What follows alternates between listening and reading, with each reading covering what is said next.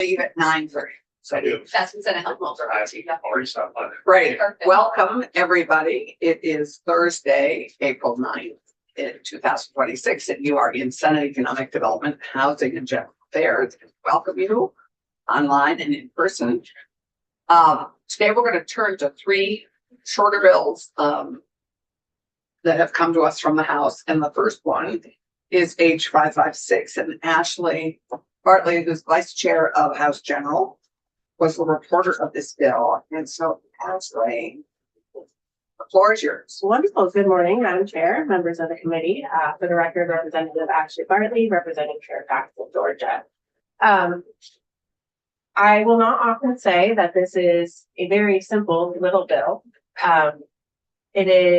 There were two instances of amendment in this bill, and they are two sentences worth one sentence each.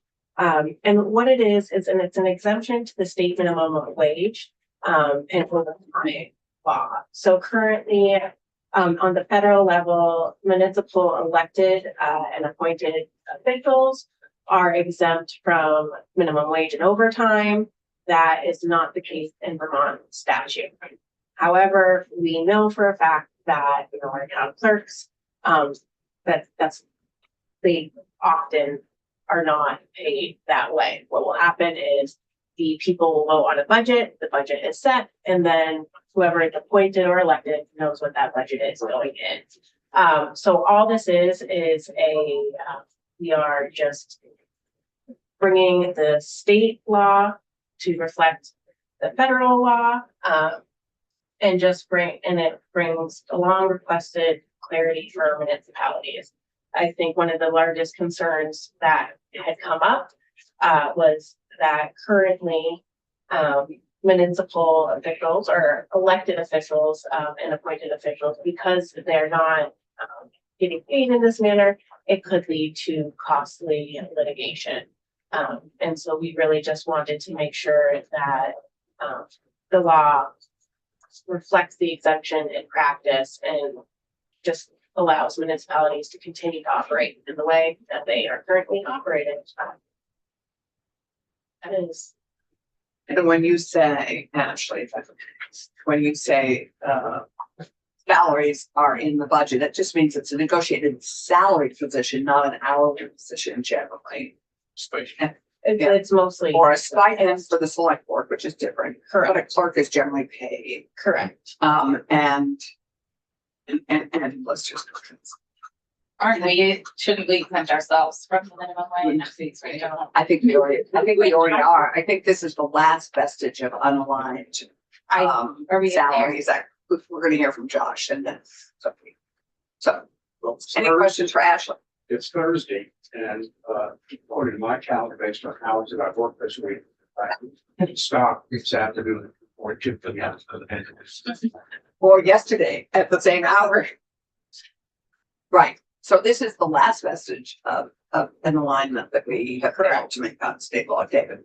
Just curious if elected and municipal officers are considered salary based versus hourly based.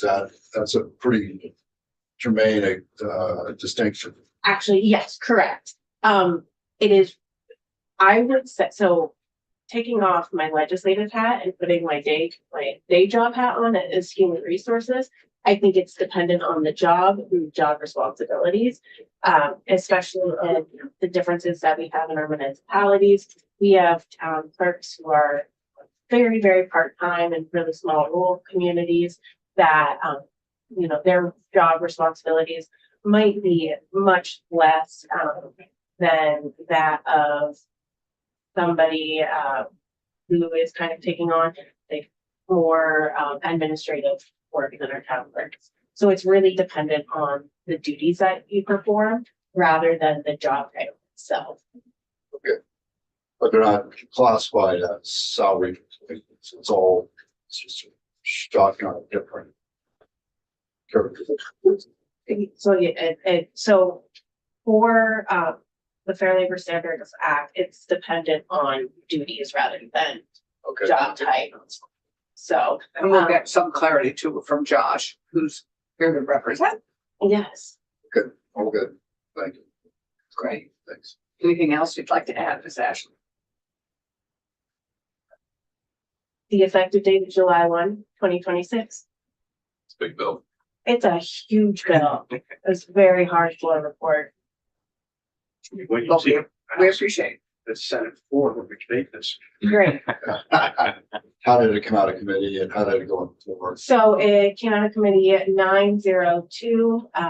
We had some illnesses at the time and she never missed on the floor. I think, I'll be very candid. I think one of the things we were concerned about as a committee is what it was this germane to. We were not prepared to talk about the other exemptions of that we see for labor, so overtime and minimum wage, usually talking about ag labor. But this, we really just focused this, and I made it a point to say, like, we are not purposely trying to dump anybody. It's, we're trying to provide clarity for municipalities, the support that they need, to just continue operating for that the way they are already. That's all I have for you. Great, thank you. Absolutely. That was great. Josh, will we welcome you and then we'll have something. For the record, Josh Hanford, Vermont League of Cities and Towns. Thanks for having me here to talk about this pretty straightforward bill. When I came to the league, now almost 3 years ago, I had no idea about this provision and this conflict. But our attorneys did. They've had it on a list of a technical fix for a decade or more. And, you know, brought up the potential liabilities of lawsuits. There actually has been a few cases in Vermont that have been brought forward. And then it was this past summer that I received an email from the Vermont Labor Commissioner, Kendall Smith. We both used to work together, for the governor. So she's like, hey, Josh, my new labor attorney was just at a training of Vermont town clerks and treasurers where he was reviewing the state minimum wage and overtime law and the federal law and was getting numerous questions from clerks and treasurers that is not how it works and that none of them receive minimum wage or overtime. They do the work that they need to do, and it's based on how their voters voted a budget. And there are many other positions like this across municipalities that are elected or appointed. These are not regular workers. Many of our municipalities have workers that are unionized. These are not those workers. And it could represent everyone from a delinquent tax collector, a select board member, a clerk treasurer. There's numerous municipal officials that are either elected or appointed that receive their wages, if they receive wages, through a variety of ways. It could be a stipend, it could be a set salary, it could be a commission, like if you're a delinquent tax collector, and this misalignment just doesn't work. So an opportunity to move that forward was presented by the Department of Labor. It's Vermont Department of Labor itself requested this bill to change this so we can align with the federal standards. We were very happy to see that. Clerks and treasurers would also be another organization that could speak to the support of this if you needed more support. But we really see this as a correction, a long-standing need to correct and align and avoid sort of misinterpretations or problems out there around this. Okay, Thomas. So I fully support this. Makes sense. I'm curious, have you anticipated or contemplated, there are 2 mayors that are full-time salaried and there are some that are salaried municipal officers. Does this at all in any way limit the protections that those salaried municipal municipal officers and elected officers might actually have? Does this say individual employee is permitted to work by an employer except employee means? So if they're no longer defined as an employee, are they losing any employee protections? Yeah, not that we have been aware of or discussed. The difference here is the select board or the city council presents a budget. Yeah. The budget has all of the expenses for their employees or their appointed elected officials or volunteers in it. You know, if you're a snowplow driver, you know, those wages are following the negotiated. If you're a delinquent tax collector, that expense, whether it's a stipend or a commission, Yeah. is included in that budget, and the voters vote them up or down, and there really isn't a negotiation in that place by a municipality for the elected and appointed officials. I guess I'll ask this, so, I'm just Yeah, curious if there was somebody. I mean, we now have unions with our municipal. No, employees. this Those are all isn't, does negotiated not affect the salaries. union employees. These are not employees in that same definition. These are, How are they not? I mean, they're municipal employees and some of them, so the select board chair that works numerous hours in the evening, running meetings, having they're not meetings. classified as employees.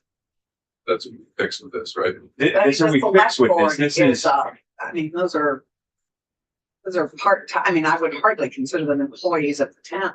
So I take your point, and I'm betting that's 98% of them, but I feel like there's gonna be a 2% of Yeah. elected and appointed municipal officers that really are truly employees and that they get salaries and benefits. I think of the mayor of Burlington and the mayor of Rutland is also a full-time employee. they're correct. They're elected in the way that the governor Yeah. of Vermont or the lieutenant governor is elected, and that salary is set by the voters. So I guess I'll ask it to Sophie, Yeah. it's just excluding them from that employees that get Yeah, I don't. those less protections. Yeah, so Last thing I'll say, while I have the floor, is serving on city council was a lot of work for no pay and people are always mad at me. So I think that's the way it ought to be. And I just do think that the stipend isn't necessarily the most important thing. In fact, nobody does that for the money. I think it's more important that we recognize their service in other ways. And I'm always looking to VLCT to how do we appreciate and show local people that put those long hours in.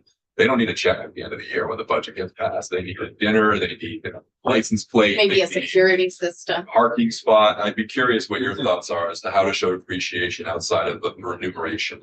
I would say that was true for the select boards and the city councilors. I would not say that as true for the salaried staff members who are paid and I think do need to pay well. And I'm just curious, what percent of our clerks are full-time salary? Ooh, I got to get that. So That would be they're interesting to town know. clerks are, Because I don't think they're willing to do endless. I mean, everyone goes above and beyond. There's no question, but I think we need to be careful between people who choose to run knowing what a fee is as a select board or city council member versus somebody who's really doing a job that is full time.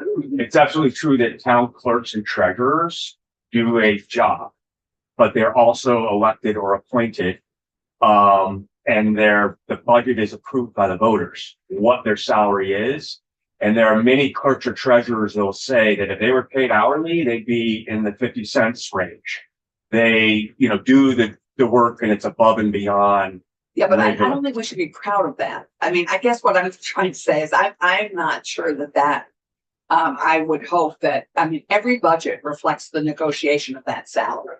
So in all fairness, those are negotiated salary positions. I mean, no clerk is doing it for a salary they haven't been engaged in helping set the select. Or not aware of what it is when they run for the position or seek an appointment. Yeah, Randy.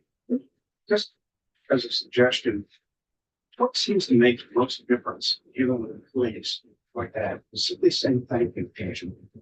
It's the environment in which people work and whether or not they feel appreciated. And that's something that municipal officials work at doing and see that gets done. And reinforcing it from the board's level. Absolutely. I agree with both those sentiments. We need to thank people. We need to provide them with occasionally a meal and some appreciation from the voters. This is purely addressing the fact that hundreds of municipal officials and elected and appointed are not in compliance with state law Yeah. and haven't been. And we need to correct this, or this could cost those very towns lots of legal fees and challenges, and it's not fair to them to be wrapped up in that as well. So none of those lawsuits that you referenced earlier have come to fruition. There has been several court cases how were that they have found? identified this.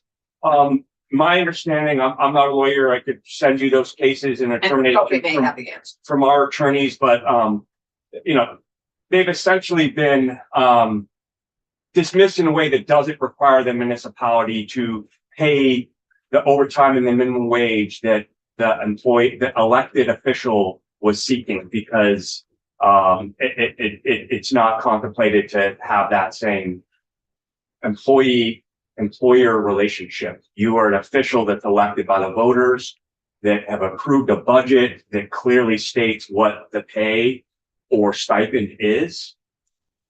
Yeah. But I can't legally Right. answer that. Thank you. Yeah. So if there are no other questions, let's have Sophie come up and go through this.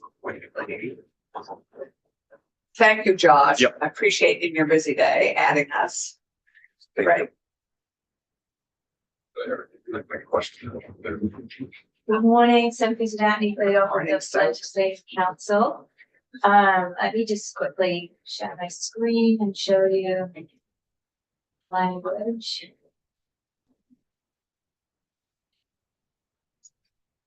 Right, so this is what was passed by the House. And again, just as a quick recap, so this section of Vermont statute deals specifically with minimum wage and overtime. So in terms of talking about the definition of employee, it's solely for the purpose of this section of the law. So the Senator Chittenden's question, this wouldn't preclude anyone that qualifies as an employee under other parts of Title 21. It's just this definition here in terms of employee is identifying who's considered an employee for purposes of state minimum wage and state overtime. So not for any other protections, Fair Employment Practices Act, etc. I mean, the other things that are out there. So, Yes. so on this point, town clerks, they get a full salary, but they are either elected or appointed. Do they get overtime, and would this exclude them from being eligible for overtime? That's what the intent of this is. Yes. So- So there's a list of, I don't have all of them on here because we're not changing those. But so the way this is an employee means any individual employed or permitted to work by an employer except, and then it lists out all the folks that are excluded from that definition. So for example, one is agricultural workers, which again was referenced, that's been an issue. There was a study committee a couple of years ago, but that means they're not eligible for state minimum wage. So what this bill proposes to do is simply adding elected and appointed municipal officers from that definition of employee. So again, it doesn't cover unionized workers. You've got to be an officer. It doesn't cover those employees that are otherwise subject to collective bargaining agreements, etc. Since VLCT supports this and they talk to the town clerks, I'm fine with this, as long as they don't have an issue. Can I also really quickly add something that might be? Yes, helpful? absolutely, Ashley. If a town clerk is a salaried employee, that I would say 99.9% of the times means they are already exempt from overtime. If you're salaried, you're exempt. Oh, if salaried, you're exempt. Generally speaking, there's a duties test, so it's not Yeah, so it's- exclusively, you could be salaried and receive overtime, but as a general principle, at a very high level, if you're an hourly employee, you typically are entitled to overtime. If you're a salaried employee, you're typically not. And that's very broad brush. There are just exceptions to that. Are there some hourly town clerks, or they just bill by the pay, charge bills by the hours? Town. I think most town clerks are salaried, but you're getting us that information. Yes, yeah, Most cases it's a set budget, yes, but again. regardless of the hours you work. That reflects a negotiated salary, one assumes. I would not say that. I- Towns have a budget that they collect from property taxpayers and that pays for the It's set expenses and they set it. But as we all know, it's set after they create their budget, and part of creating their budget is figuring out what people are being paid. So salaried employees are exempt already. Right. Okay, so. And that's so interesting. I haven't appreciated that if you're salaried, you're. Okay, have you finished? I don't think you. Yeah, I would just echo what you've already heard, but this is really just bringing it into alignment as well with at federal level under the Fair Labor Standards Act. This is just, and again, it's essentially a technical correction, but an important one to Yeah. address what's happening in practice and making sure that that's contained in state law. avoid any confusion. Right. Okay. Any other questions for Sophie? Terrific, thanks. Straightforward, but still we have lots of. One important line. Great, thanks, Josh. and Thank you. Natalie. Yes. Anytime. Very helpful, and it was a voice vote on the floor, I assume. Yes. Great, Thank thanks. you. Thank you, Josh.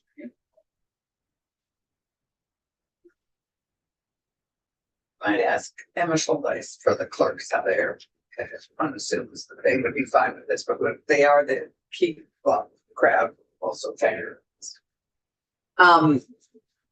Carrie, we're a little early, but it would be great to have you come up and join us, and then we might take a deep breath Yeah, to that.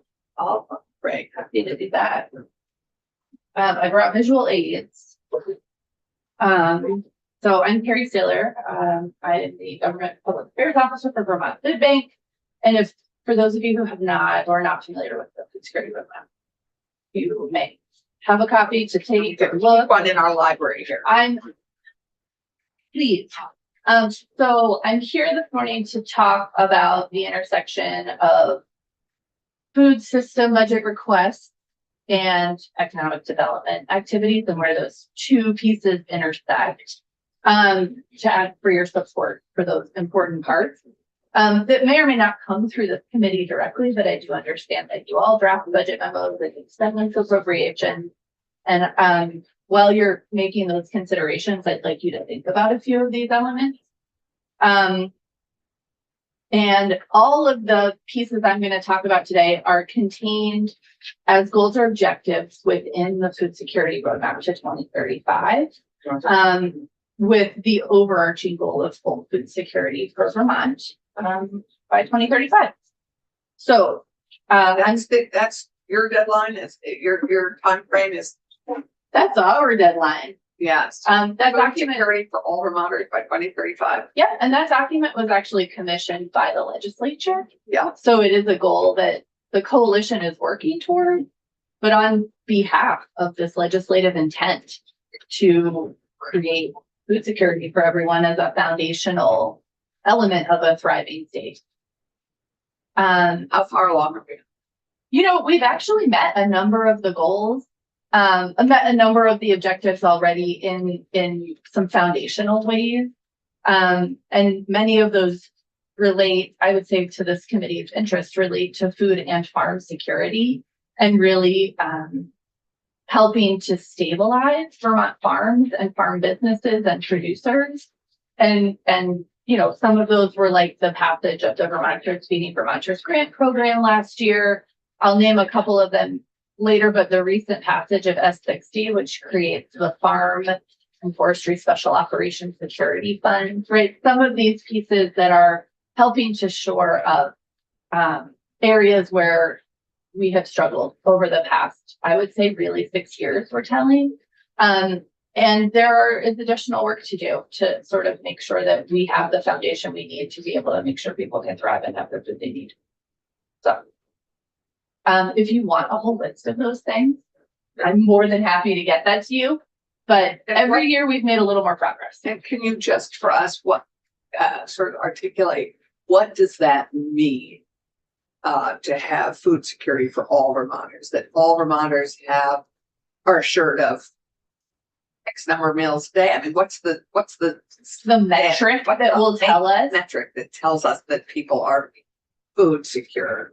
You know, there are a few different metrics and there are a few folks studying those. And unfortunately, one of those metrics was the federal USDA, their measure of food security, which is actually a standardized 6-question survey that they do every few years, but the federal government has canceled that. So we are working as part of this coalition with researchers. You may know Dr. Meredith Niles she was at UVM. She's now at Brown University. We're working with her team to try and replicate some kind of study like that for Vermont to be able to continue to gather that data that's similar to the federal data. There are other measures of success in this area. Some of it is about affordability. Some of it is about the ability for people to purchase their own food as opposed to relying on charitable food systems. So That there mean are, people needed to earn more money. generally speaking, yes, or we needed to strengthen systems like SNAP and Three Squares Still Vermont. food assistance. That's well, but it does provide people money to buy food, right? So there are, Yeah, I mean, if you're talking about people standing on their own two financial feet, that's different than still being dependent on SNAP. right, and I think that that piece is an open question, right? Exactly how that's accepted and measured. So I would argue, given our concerns about affordability, that food security is totally dependent on what people are earning. Yeah. And that until people are earning a livable wage, they are not going to be food secure. Yeah, we don't need to argue about that. There's no I'm not argument. arguing it, I am simply articulating it because we could address this with a bill on our wall, which identifies how we would set in a scientific way, livable wage every 2 years. Well, Just saying. you let me know when I need to rally the Food Security Coalition around that bill. Because there is, and you'll see from some of the data that I linked to my testimony, there is a really strong correlation between Good point. financial security and food security, statistically in a steady way, in a study that Dr. Nyhope did. Great, and we lost her from UVM, but we have her at Brown. She's We still do in have her at Brown, and she's focused a little bit more regionally, not specifically on Vermont, but is still very willing to be a great partner in this work with us. And her interests are a little bit broader than food security. She is also part of doing some nutrition research and some other things that are food oriented. So you have this testimony with us. What is your ask in the budget? What was in the governor's recommend and what additionally are we looking for? Yep, let me get started and I will I go through all of those in some semblance of order. So these are listing the requests for the Food Security Coalition at large and are not all Vermont Food Bank requests, but we support all of these requests as part of this group. So the first is we're seeking $2 million for the Feeding Vermonters Grant Program. There was no money in the governor's recommended budget, but there is money in the House budget. Currently, there's $400,000. And this is a program that purchases food from Vermont farms. So farmers are actually the beneficiaries of the dollars spent through this program. And with the full funding of $2 million, we can support about 300 farms across the state. At lower levels, that is obviously scaled down. 400. So your initial ask, so nothing for the food bank is in the governor's budget. Nothing. Is that the first time? You know, there is $100,000 that the Agency of Education has in there as a match for the Emergency Food Assistance Program, which is federal. So that is the only thing that is in the budget, and that is not entirely unusual. We are often not in the governor's recommendation. And where did you end up in the FY26 budget?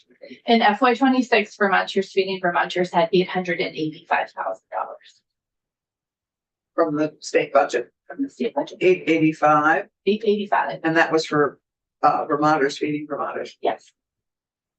I'd also like to note, and I don't need you to comment on this if you all aren't part of this part of the coalition, but you know, the governor opting for the SNAP restrictions certainly means we need the food providers more than ever to try to stretch people's budget. I mean, unhealthy food is just cheaper. So if you're trying to get well-prepared food or whole foods from the food bank, their costs are up and people can't stretch their dollars. So while the governor is on the one hand trying to promote some way, but I don't agree with people to seek healthier or less junk oriented options, not putting them in budget makes it more difficult. Yeah, agreed. Yeah, and I think you're talking about the SNAP. The SNAP restriction restriction, waiver. yeah. Yeah, and we're very supportive of the governor not pursuing that waiver, doing the narrowest definition of that Right. possible, Yeah. because you are right, that actually puts more pressure on the charitable food system to provide food for folks who could otherwise use their SNAP benefits to buy it, which is the intention of that program. Right. Yeah. Sorry, so keep going. That's okay. That's okay. I love this committee because you like to talk about all of these pieces, and I do too. Everything is economic. Yeah, and I think we all appreciate where this impacts our constituents, so Yeah. it's very real. Right? Yeah, it really And it is. was very real this fall when we went through that. Yes, and that disaster. is, yeah, and that is actually a critical reason that the state needs to consider how to be prepared for this. And that goes to one of your next asks. Yes, and so actually, Senator Ron Hinsdale led into it, very, very clearly. We're asking for $2 million to support our network of food shelves and meal sites, and this is not necessarily around the specific produce elements. This is more around making sure that those shelves are stocked and that we are ready. There has been just a continuing increasing trend toward people needing more food assistance from free sources like food shelves and meal sites. And I've attached some data in there if you want to dig into that later. Can I ask Yeah. the question and you can. Yeah, I won't ask it as explicitly on the record, but are you trying to get ahead of needs for deliveries and mutual aid support if people no longer feel safe showing up to Right. your institutions? We all understand that question, and that is a good question. Yes, I think that's a great question. This is really where the food bank and our network of partners kind of, the relationship between those two entities is really important. So in many ways, we are the wholesaler, we are the stocker who has that food available to communities. Stalker, not Stock. dog. Dog stalker, yeah, there's an O in there, not an A. You know, so we help to keep those organizations, stocked with food, and that is one of the functions. And that locally, Locally. I think what Keisha is talking about is the local food shelf or food bank is very clear on what the local needs are, and that would be distributed. Yes, and so sometimes that looks like those organizations coming to us and saying, the type of food that you have available to us is not what we need to do these home deliveries. It's not culturally relevant to the people that we're serving. Many people have been unhoused, and we now need every can to have a pop top because can openers are a barrier, right? And so that is where we can help add capacity and add flexibility to those organizations that are doing more specialized service, whether that's home delivery, whether that's serving, certain cultural populations, whether that's serving populations with specific needs. Some of the organizations we work with are older adults, and those folks, if you give them a whole winter squash, they can't handle a knife to chop it up, right? And so they have different needs, right? And that is part of why we need funding in the system, is because we can't. It is not appropriate for us to just go out and purchase the cheapest food available, right? Which is, if you're looking at this from a math only perspective, which is often how food banking operates, is one way to do it. That is not what our partners are asking for. That is not what community members are seeking. Right. And that is not what we want to do. We want to actually be able to provide food that people need and want. Yeah, and I think wherever any committee intersects with appropriations and the pro temp's publicly stated desire to make sure our communities are resilient for any further attacks like the one we saw on Dorset Street, that we prioritize what's already working in our resilient system. So given this is, we now, just looking at your list, I'm just going to jump into this. You have other committees advocating for some of this. So Yeah, we do. find a duplication. I assume that the Ag Committee is advocating for a bunch of this. I do know Senate Government Operations, given I just wrote off their priority list last night. Health and welfare. And Health and Welfare also, thank you. So you have at least 3 committees advocating for pieces here. I do know that the NOFA money is in the the Senate GovOps priority. And I do know that Land Access and Opportunity Board is in our cannabis priorities, which we're gonna be discussing, are very immediate. And I'll explain this later, but so I know that's there, and I know that your ready response for disasters, having enough money, having enough food. Food is gold, I guess, having enough money and food on hand, with really creating a system for delivery after an emergency, after a disaster. That readiness response money is in the GovOps document. So maybe I'll go backward to go forward. If that's Yeah, helpful to you. we, so yes, and Yeah. ask what you would like us to Yeah. consider for our priority. So that food shelf portion has no money in any of the budget requests in the budgets right now. So I would like any help this committee is able to give us to support additional funding for those food shelf. programs. The Ag Committee is advocating for that. They are not, and as far as I don't know where Senate Health and Welfare is with that one, we did ask them for support. So that So was, that's the $2 billion. that's the 2 million for food shelves and meal sites, that one is a gap right now.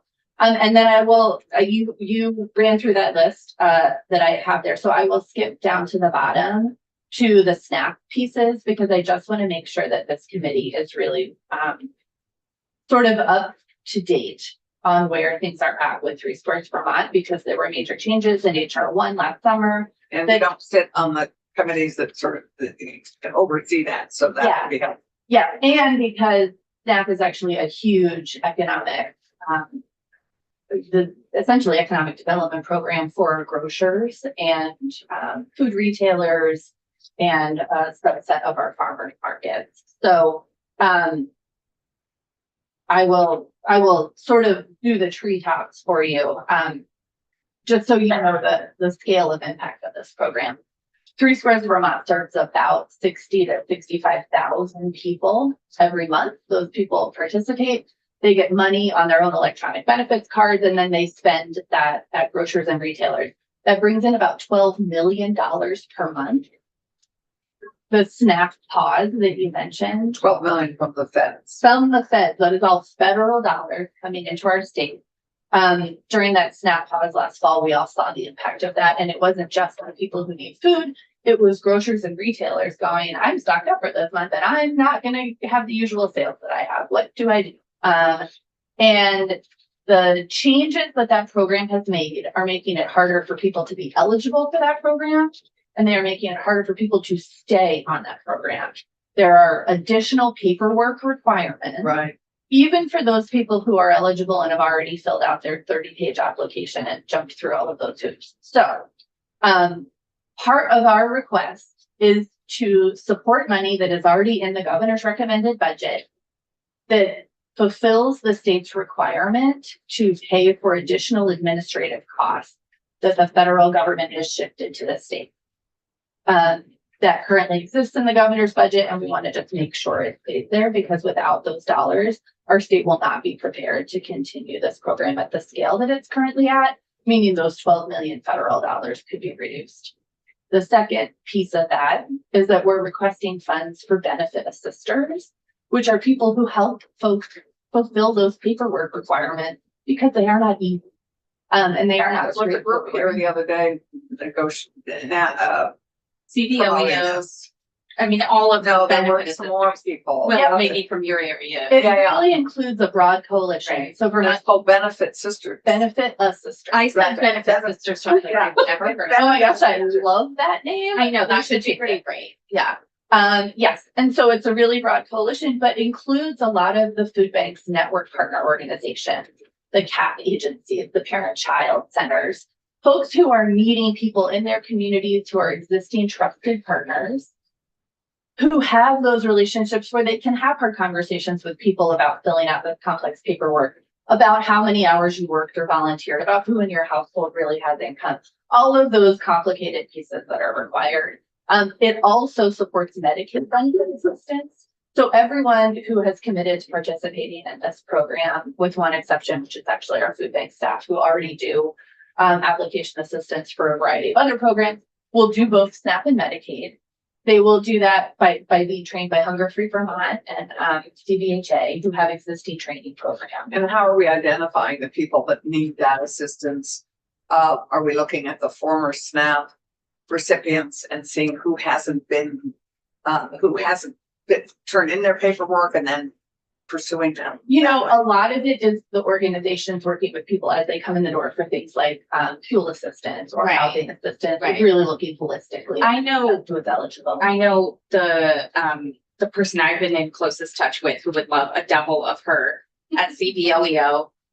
The last thing we were working on together was getting someone's commercial driver's license restored. So, you know, So they- having no closed doors or whatever, you know, Yes, yeah. is really important for people's economic empowerment and well-being. And this is actually a way that supports that. Right now, there are a number of folks who are trained in this, but there is not enough capacity. And a lot of those organizations who don't have a dedicated person like this one, you know, the one you were just talking about at CVOYO, are referring to other organizations like the food bank, but there is not, you know, infinite capacity there either. And this is often a like sit down with someone and help them fill out this paperwork kind of process and catch them when they come in your door. From our perspective, people are walking into food shelves every week for food. Every single one of those people should be screened to see if they're eligible for 3 Squared. It's my understanding that there are over 90,000 people in Vermont who are income eligible for 3 Squared Vermont, but are not receiving that program. They could be ineligible for other reasons, but there are a huge amount of people who should be doing this. and So are not. our food shelf volunteers and employees, are they already doing this benefit assistance? One assumes they are. Some of them are referring to our team at Vermont Food Bank, who does some of this benefit assistance. Some of them are referring to other regional agencies. Some of them are doing this, but what this would do is put dedicated capacity in those larger organizations who actually see more people. Right. So the CAP agencies who have food shelves, which are some of our largest partners in the state, you know, Brock, CVOEO, Capstone, NECA, all of those organizations have a Right. robust food shelf program.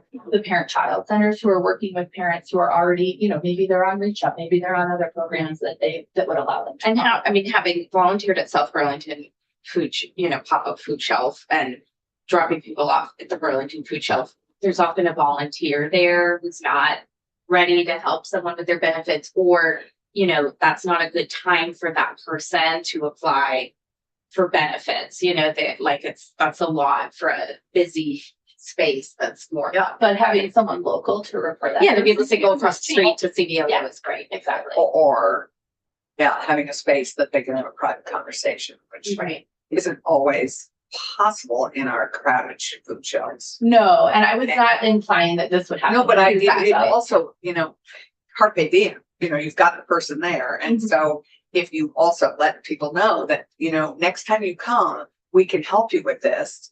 And you know, that I think also would be really helpful. So bring Well- your paperwork next time you come, bring your, what you're gonna need. Definitely. And I had a conversation the other day with one of our partners and they said, oh, we have these like home assistant folks who go into people's homes. Like, Yeah. they should be trained. I didn't think, you know, Yeah, yeah. there's a lot of Wheels. ways. Meals on Wheels delivery people could be being trained. to do Yeah, that. and that requires additional funding. and Right. Capacity for folks to be able to attend those trainings, to send people Right. out in the community, to take more time It's kind of to do this. like my last question for the universe was like, how much of our food support is base budgeted?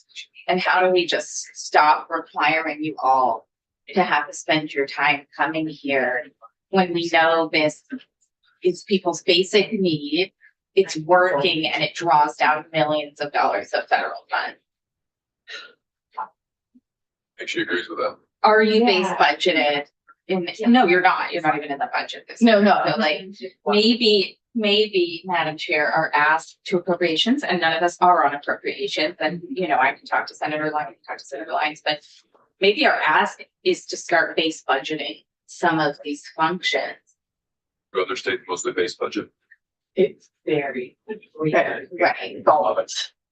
the So- basic needs be in the base budget. Right. I mean, and, you know, our former Speaker of the House in the House was, you know, worked at Hunger Free Vermont when she was chair of appropriations and started frankly getting some of these things even discussed as long-term appropriations or consistent appropriations. So it hasn't been that long, fortunately, that we've seen our food systems get less and less support from elsewhere or rise to the level where they're creating systems that draw down. Yeah, and I think what you're naming is really critical. There are pieces of this that help us draw additional federal funding. Right. And we saw that in education with the getting childcare centers to do uptake in food. If we invest in that, they can go from 2.5 million federally to 5 million if everything was fully utilized. So I think maybe if the Hunger Coalition or whoever can put together like this kind of base funding into the future would allow us to ask for things when there's emergencies and other new one-time needs or So, thank you for this. So Yeah, your thank top you. need, the gap that isn't being addressed anywhere else in any other committee is It is that Is funding the shelf- for the food shelf food shelves and meal site, that additional support for that part of our work that we support great. the organization. that seems like a base budget request. And A seems like a base budget, and it also it seems like an ag request, and or You know, even a health and welfare it- request. I mean, it that's has- such a basic. It has come through DCF in the past. Yeah. We have received funding in that and could genuinely come through a variety of different agencies. Right, like you can't control There- how this ask gets. Right, and there is not necessarily one door for that. So I think from our perspective, that is the one if there is additional funding available. Right, and I have sought for your district aide to be the food security guy on It'd be kind of agriculture, because food security should be a big part of ag jurisdiction. It sure should be. And I'm not saying he's not trying to accomplish that, but then it would be, I think, if ag saw itself as the food security committee, we have asks going through all kinds of committees for food program. That all gets taken care of in the Farm Bill nationally. That's why it's become one of the most important bills they work on and cover it. So if we could get ag to have food security in its charge, that might save a lot of money. They were very supportive of the Vermont Feed and Vermont portion of our request. They could see the link to farm, but outside of that, we're It's absolutely a food system piece because you get a lot of donations from other restaurants and businesses. And So thank you. so thank you all for your time and excellent discussion. And if you have additional questions, you have my written testimony. Yeah, and we're just beginning a process, and in fact, we are just beginning this process, and we will probably continue some of this discussion tomorrow morning. Because we have, anyway, thank you, Carrie, this was great. I appreciate Rachel your will time. chat with you next week, Yes. and, thank you. Thank you and thank you. Thank you. This was great. So we've lost 2 of our committee members and we have a priority discussion.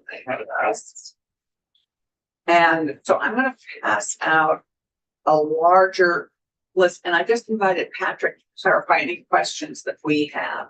So I asked Patrick and Ted to do all of the pieces in the budget that related to this committee, and that our jurisdiction is too big, and basically, that was too big a request at this point in the year. Our fitness, that was too big a request. So what Ted and Patrick have very kindly done is just do all the bills we've passed out of this committee. And then what I'd like to do is first address those and then address, if as time allows, and we can continue tomorrow morning, pulling up that huge list, pulling that up and looking at some of the requests that are represented in the people in this room, it seems, that are not embedded in bills that we have passed out. So Tom clearly has one, and Carrie has one. we have, one from, we have one. So we have all our other jurisdictions that we may or may not have actually passed bills out of from this committee at the moment. So, here is, I also, in case cannabis wasn't included in the. cannabis is in. Oh, so land access and opportunity. Yeah. Okay, I just We was have like, I don't passed wanna like miss the whole bucket. of it. No, would you put this on Thomas's computer? And, okay, so so we have at the moment, and you have one too, just so we can be reminded of our brains and Patrick, would you be kind enough to answer any questions people have? I had a question about what, and you may have answered this, but I haven't looked at emails this morning. What does estimated PD cost stand for? Sure, so Patrick Titterton with the municipal office, PD just stands for diem, yeah. And so Oh, there's Forrest, three- okay, right, there's 3 instances on here. Yes. There's one in DOL, there's one in Dale, and then there's the convention center. Quick, like, context on that is that what's been sort of communicated to me is that for DOL and Dale, those amounts are fine existing within the departmental budget as they are. okay, so let's take Right. those off the tape. So that And is for the last one, there's obviously a number of the convention center, as you know. Actually paid per diem last year, so it is sort of the estimated cost if they okay, were so to let me take just, their per diem. find it. We have the vocational rehabilitation working group, so let's take that off the table because it's in DOL's budget. And then the next one is the, in, 328, the, Dale, the service supported piece, that's off the table because that's included in the Dale budget. Correct? Is that what you just said? It can be accommodated is what. It can be, what was fine, but we're communicated to me. taking it off for our priorities purpose. And then what was the third one again? The convention center task force, which, as you know, none of the members actually paid per diem. Right, okay, so we're just gonna take those off just for, purposes of our prioritizing. So I will just note quickly about the convention task force, as you know, that was taken out of 327. So if you wanted the language enable of the meetings to still exist, you would still need to. We know. Yeah. And it's in the House. So Right. everything that was in our bill as it passed out of this committee is being considered in the House. Because, you can only gut us so far. Right, so we shaved off 15-ish thousand. Yes, so I mean, I think that's appropriate given where we are. Okay, so we had, Oh, didn't we shave off DLL? Did you just say that? yeah, The no, position? DOL. Oh, for not some reason, DL. I thought DLL said they can do this within there. Did they ask for this money, DLL?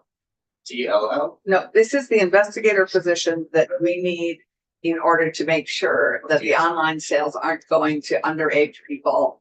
Totally, Yeah, I just didn't know if they asked for that. Well, because we increase license fees and such. Yes, it was supposed to be, Self-sustaining. yes, it was designed to be self-sustaining. But it still has to be appropriated. Unfortunately, that's something that I would have to defer to Ted on. I think we should cut it out, frankly, because Well, we don't need to cut it out, we just don't need to prioritize it. I would deprioritize. So, Thomas, we're on we're first going to address the priorities that we have passed out of this committee. And then we're going to look at some of the other requests that we have had, that have not come through specific bills. So, we had, I will just be generally, because Andy asked us to do this, and we did this. We did all this priority work. Andy already has it.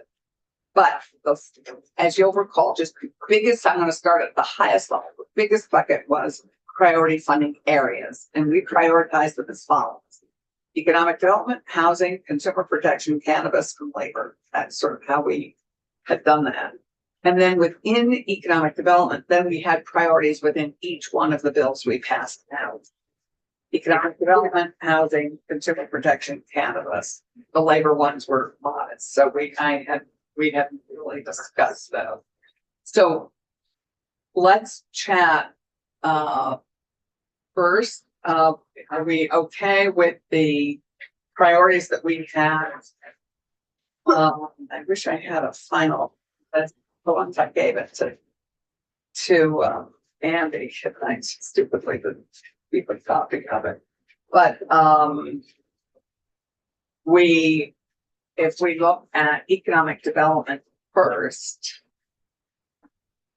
we had prioritized. We did them in sort of a group, if you'll recall, the resources group, all of them together, they were sort of as a group, second to. We had downtown village, you're looking. If you are looking at our sheets, if you have it in front of you. We had on 3, and we hadn't looked at obviously H211 yet, but in 327, we had prioritized downtown village tax credits at the highest, as I recall. The section 2, the the business law center, the small business development center, the micro businesses, the professionals of color. So see, I would take out the small business law center because we have indicated that the $1 million for the business development fund that even the CCB has determined they would be a good partner for those dollars. So I would take out duplication or things that, like, if we're gonna help appropriations, I don't think we can put every little ask everywhere. So you're saying to draw that 100,000 for cannabis business development fund? It's kind of already was indicated Sure. that that's what we wanted to do. So we're. I'm not sure we actually had indicated that, unless you spoke during your course of your cannabis presentation to approach. Did you mention that in approach? I think I did, but also, Okay, I mean, let's just Yeah. reconfirm that. okay, I would still cross it out of. Okay, so I wouldn't say take it out, but Okay. if this is a priority exercise. So of the priorities, I believe this, we had, as I recall, we had downtown and village tax credit still as number 1. We had Brownfield says 2Ds in it.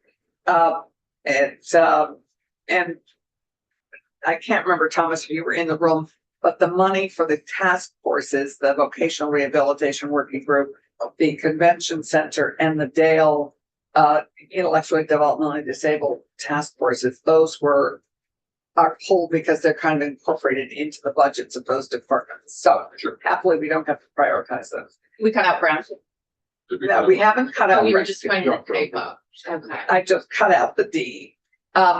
And as I recall, we had the, I did. so, and I- you're not a fan of Brownfield, so that's the dark. No, I didn't cut out Brownfield. I would argue, I don't think. Where are they in here? So, Here they are. I don't think VOREC should be high on the priority list.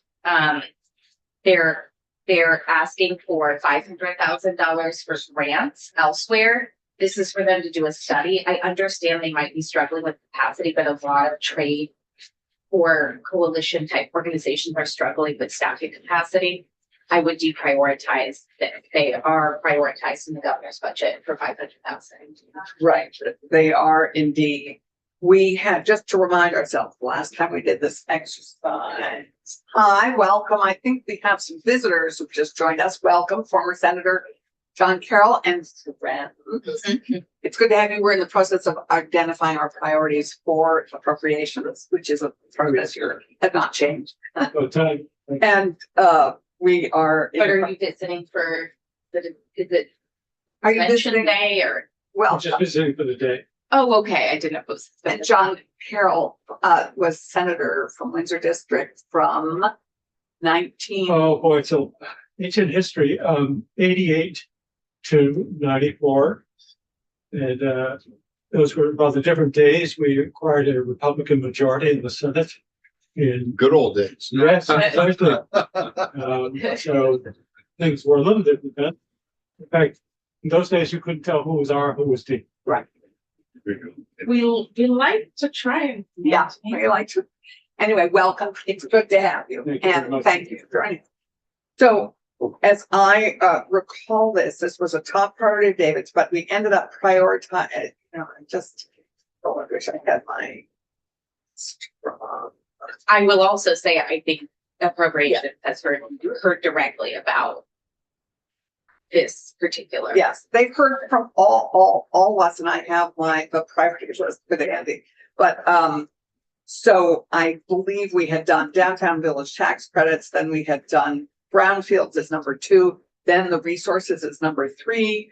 VOREC, International Trade Division was number 4, VOREC 5, and Convention Center was 6.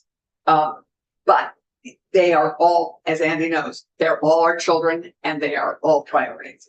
So I have tried to argue that it comes as a package in that bill. However, they're obviously going to have to make choices.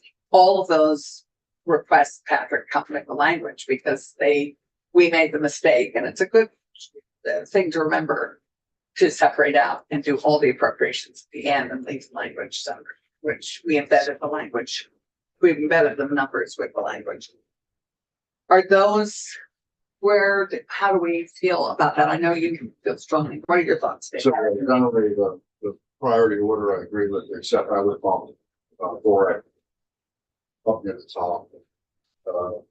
Proven return on investment, critical economic engine, proven value to the state, et cetera, et cetera. That's my only exception to the purchase. I had recalled, so this 200K is just for them to study. This is for economic impact study. Yeah, Oh. I don't see the same return on the investment for the study. But the 500K is in the The government. 500K is actually in the base, I believe. I can't Not remember in if the it's one base, time or if it's one time. Thank you, Patrick. That's right here. An expensive study, but go back to documentation. That's the, How many billion in state revenue? Yeah. If they contribute? Well, I mean, if they, We know we're missing the mark on the capability of further contributing. I don't really think if it's like paying a consultant to do a study, I don't see the same return on investment. If they need a position, that's a different ask. No, they were going to subcontract it. Yeah, and that's what I'm saying. is, Right. Like, Even more professional. We need professional input on drivers for the state's economic interest. This, and I feel strongly that we should reinforce Things that are working. component that's working. Things that are working, and quite honestly, this entire bill reinforced things that are currently working. There is nothing new here. This was such a lean, tight budget year. We chose not to invest in anything new. The only thing that's relatively new is the new economic impact study. sure. I just go back to saying there's things I care about way more than the things on this list. Yes, we know that. So we're getting to, let's just move while we at the moment, and we can review these at the end. Let's move to the housing bill and look at S328. We had prioritized, as you see, you have the list here. So we've taken the service supported intellectual developmental disabilities money out because it's in the Dale budget. We have very important municipal regional planning and resilience fund money, which is for technical assistance with municipalities. We have And I would just note for Patrick, just to ask Patrick, in my mind, that's a general fund not withstood or like, it's because originally when we passed the increase in the property transfer tax, one of our biggest priorities for that was municipal and regional planning grants to do Act 181, not for the LRF to get additional money correct. ongoing. It was designed to actually do what sort of happened and didn't happen as fully as we'd hoped, which was the ground up town plan. It happened, and then they were told to go back to the drawing board, and that's expensive for Right. a municipal. So we have the MTAP, because I can't think of a better acronym. We had prioritized, as I recall, VHIB, then down payment assistance program, then MTAP, service supported housing, which happily we don't have to do right now, so I'm not including it in our priority list. And and I would take the positions and I would not prioritize the positions because those are not from a realistic point of view, those are not happening. So, at the moment, I think we have VHIP, down payment, assistance, MTAP, and service supported. Well, we're taking that off the list. So we really just have three things there, which is VHIP, down payment assistance, and the municipal technical assistance. Yeah. Just because we're on this bill, down payment assistance program, that 350 is currently in this next tab, which Senate Finance will be getting a walkthrough today, so that is something that the House passed up for 2%. Right. And we passed over VHIP too. Yeah. And they passed over downtown and village tax credits, but the So- more we advocate for it in different places. How many times does a sermon have to be heard before you hear it? 3 times. Just maybe everyone already knows, but those things are in this tax, which is in finance. Great. So I'm gonna be devil's advocate on VHIP for a second. I really care about VHIP. It's our Yeah, we helped create it. best to share. Yeah. But they have gotten through a lot of the low hanging fruit with the money they've already received. Do we need to go from 4 to 5 million We did. years in a tight budget? That's We what we did. No, we took it to 4. Oh, it says 5 here. Oh. That's right. We did. Sorry.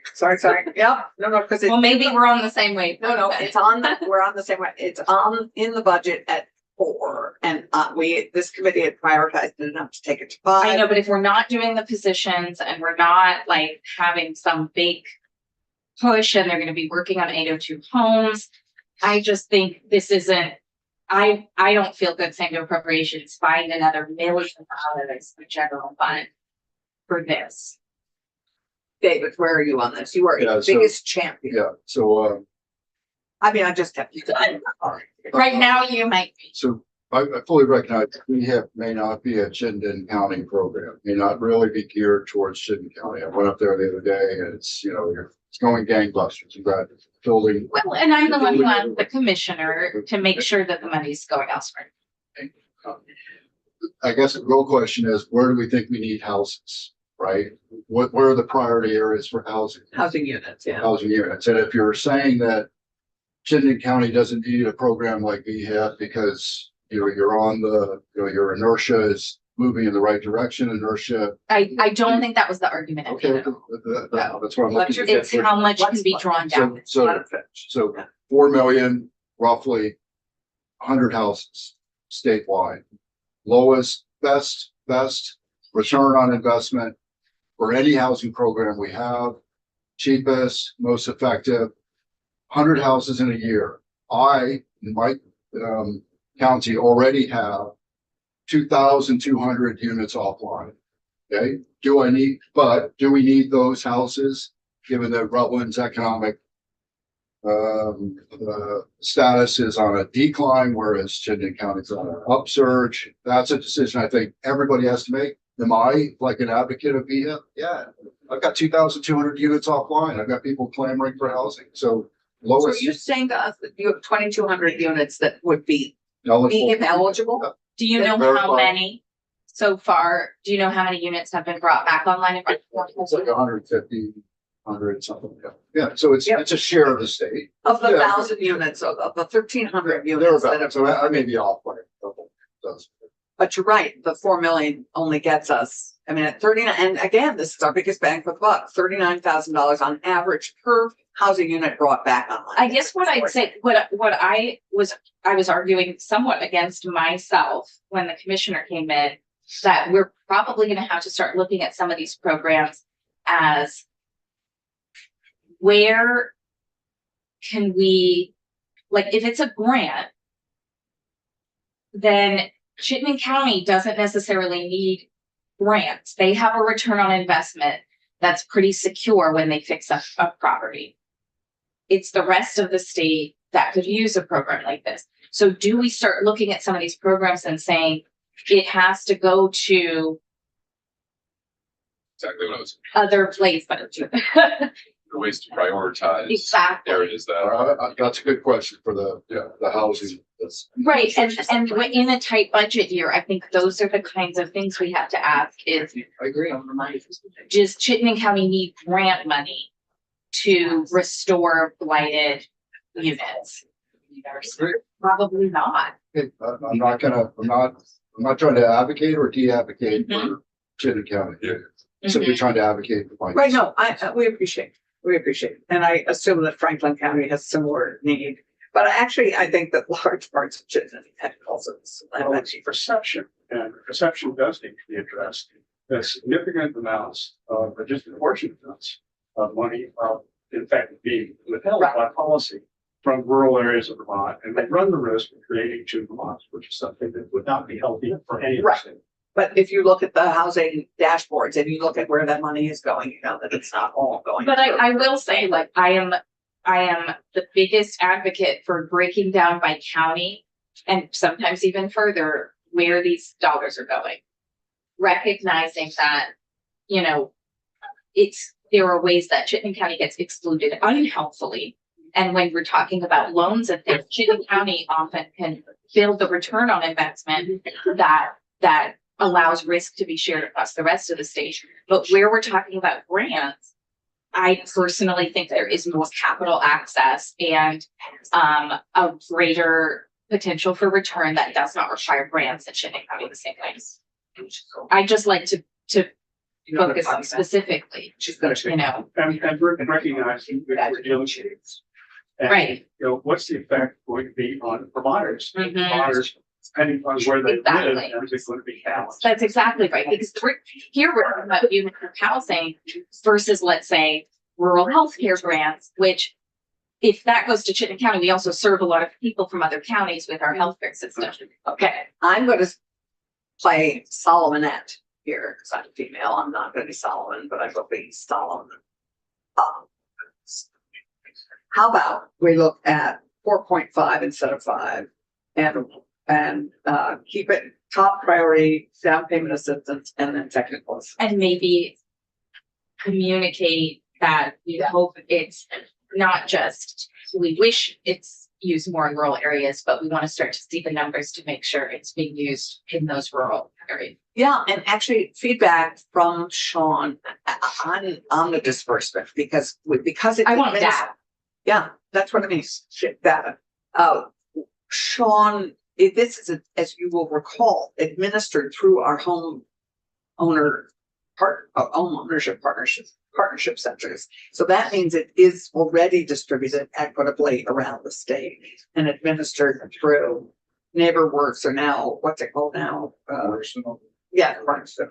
And it's Wyndham Windsor Housing Trust. And but I would fully support a metric where this is more proportionally allocated based on the observed attribute properties relative to those areas. So if you Yeah. have more attribute properties, they should get. If I can, I think that I agree, but I also think that we need to figure out where we need the house, where are the jobs? Not just create housing in an area where the jobs are not, as high a priority, or there's as many. That's a metric that I think we need to reflect on too. So, I'm kind of advocating against myself in that regard, because we don't have the economic growth for many, many reasons you guys are aware of. But yes and no, because what we're finding is Vermonters are living in communities and not traveling to work, which is also a problem from an You environmental have a point of major view. hospital. So I think that actually Rutland may, because it has such great old housing stock that needs refurbishment, may end up being a place people move to. and Some live of us to. believe housing is the chicken Yeah, and not the egg. correct. I'm glad we're having this discussion. Yeah. So because we have so many other things to discuss, would 4.5 work for people? I'm happy. So one of the conversations there are, especially in housing, there are really big distinctions between loans, forgivable loans, and Great. grants. This might be a program as it goes into the phase that we start to look at forgivable loans because those are, we're not taxable the same way. And maybe it's all already a forgivable loan. It depends on which one you choose. Right, so we might want to start to look at prioritizing grants here, forgivable loans here. So how about the additional 500,000 forgivable loans? Either way, I don't know. we lost Patrick's. No, what we're looking at, just so you know what's going on. We're trying to choose the correct, the best and most useful link that Andy sent us to our jurisdiction, because that's what we're gonna look at next after we finish this. So, But I think you wanted feedback on the priorities. yes, Okay, so exactly. do you put down payment assistance quite high? It's number 2. At least. I thought that, well, we only have 3 things we're weighing in on right now under. I was trying to, Yeah. I like to kind of buoy the others, the municipal and regional planning resilience fund, grants and grants for the program management positions. To me, those are more important than down payment assistance. We're driving Right, for the overall good, not for an individual homeowner, although I get that's important. I just put it as a lower priority Okay. for So municipal action. are people agreed on that? well, yes, and it's a yes and for me because we found a very related revenue source in the property transfer tax. Right. And I want more of a percentage to go to, because right now it's a percentage, so we notwithstand it. We're talking about technical assistance. We're talking about municipal and Yeah. regional planning and resilience fund. That is something that gets a percentage of the property transfer tax. I can't would, remember what, do you remember? Sorry. the municipal, and regional, Resilience fund, what percent of the property transfer? and I would increase its statutory percentage because we just gave the land use review board money off the top of that property transfer tax. When I sought to tax non-primary residences at a higher rate, it was not for the land use review board to continue siphoning those dollars off. It was for municipal and regional Certainly. planning to happen. Ongoing. I think that is a big ask now, and unless that's in finance, Randy and Thomas, are you willing to discuss that in finance as you look at property at the yield bill or wherever that would land in And it was- finance tax? It was important to the environmental committees to include the word resilience in there when you pass Essential. Act 181. Essential. And if we're talking about resilience, then that's where resilience happens, not Okay. the land use review board, not in other places. So just for purposes of moving this along, I have them at the moment, because there are only 3 things, because the other things have been, I think to go to David, what you were just talking about, the grants and program management positions, those were positions that were designed to manage the grants. I think the positions in all 3, I think they're probably our lowest priority because they aren't probably happening. So I would put those as lowest priority because realistically, they're not probably happening. So I think I'm hearing we have at 4.5, the resilience fund at where it is at the moment with possibly finance increasing it, and then down payment assistance. Those are the only things that are actually in play right now in this budget. Does that sound good? And then positions last if they happen, but I don't think they're happening. I will just say, I will communicate myself to appropriations, but I don't want the land use review board to become a entity that gets to ask for more and more money. Right. And but they're At the not on our, expense of the notwithstanding of the percentages that are So- supposed to go elsewhere. but I think we probably need language for Thomas and Randy to carry to finance that discussion. To increase the percentage. So I think I sent something to Anne once, since she's on both of the other committees of jurisdiction and said we should keep the land use review board amount very finite and look to taper it down. If they are charging fees, that needs to be self-sustaining. And I'm looking at Patrick a little bit because then I would increase the percentage for the property transfer tax that goes to municipal. Right. What was it that we did? The internet being really Okay. funky right now. So we don't have an answer right now. and that's something that typically. When we passed Act 181, it was $1 million for the Land Use Review Board off the top, and it was not base budgeted. Right. But I can't remember the percent of the property transfer tax that went to the resilience. Yeah, So I don't want to get people- that wrong. It's like So- 12%. Okay, so I think we have agreement on that going for, okay. The other pieces that are here are cannabis. Let's move to cannabis, to the cannabis, priorities. We have $1 million in the, Cannabis Business Development Fund, which is running out of money. And so we had supported that, and we had also supported $1.6 million for the Land Access Opportunity Board. That has, as I recall, I would just say $1 million's a nice even number, but I would take it down to 750,000 to make room for which one? other requests, the Cannabis Business Development Fund. Can you remind us what that money is? So it was a function, that was a partnership between CCB and ACCD. Right. Where they were providing, specific, grant, like small grants and a light amount of technical assistance. Right. To, businesses that were considered social equity applicants. So, Because By- remember, other people can't give them help, like the Small Business Development Center, because it's cannabis money and it's still federally scheduled. right. So it was, BIPOC justice impacted, and I think they started to informally reach into rural. But that wasn't part of their authorization. So in the cannabis bill, we changed the language so that there's not the same focus on social equity applicants. We're kind of feeling like the market's matured. People got some assistance to be part of it, but now it's about how do all of the cannabis businesses get to seek greater assistance, technical assistance as they level up. Just one observation. Did. Thank you. I appreciate that. You know, we talk about so many topics. It's been very helpful, and it's now down to zip as of June. So in the section of S327 economic development, looking at all that lump of law center, Yeah. you know, et cetera, you add that up, you compare it to cannabis.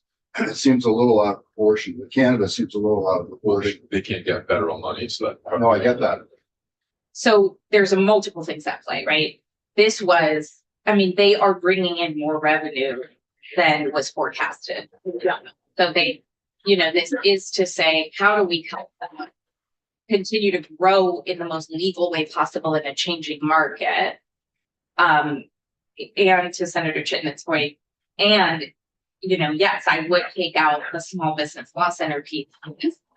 They did get additional federal funds. That was a huge relief to them, but I think they do great work, and they can't do any cannabis work, which is great need for legal clinic support.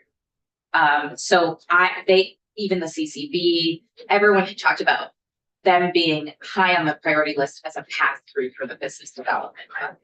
Right. Okay. So my initial reaction is that cannabis market's relatively flat, saturated, and I don't see why we would spend $1 million in business development for a market that's. I don't know where you're getting that data from. I mean, so we know the percentage of Vermonters who legally consume, or whatever we want to call it. We know the percentage of Vermonters who were in the illicit market that were of age to participate in the now regulated market. We know that we have just passed our first economic development for cannabis, so they can stay in the state to make larger purchases than to go out of the state. So I just don't think the market is saturated.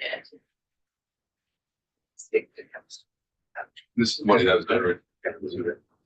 Yeah, Okay, so the proposal, especially if there's federal descheduling and people come here for events or other, to make purchases. our event pilots and our delivery pilots also may help the growth of this Both your points, industry. I'd support going down to 500,000, just so that there's something in there. But maybe Yeah, something I'm not saying like, drain the water out of the top. I'm just saying that maybe $1 million is a little excessive. I mean. Okay, compare it so what to do we like cannabis propose? terms. compare it to the total, the sum of the economic development bill, 327, and it's a little out of proportion. Okay, but to be fair, it's like comparing spirits and cannabis. There are a lot more.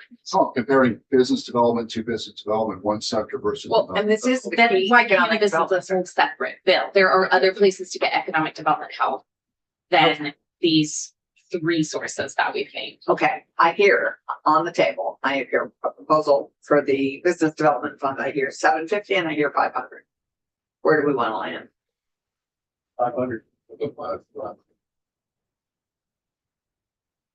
And on the land access opportunity board, we have it at 1,000,006.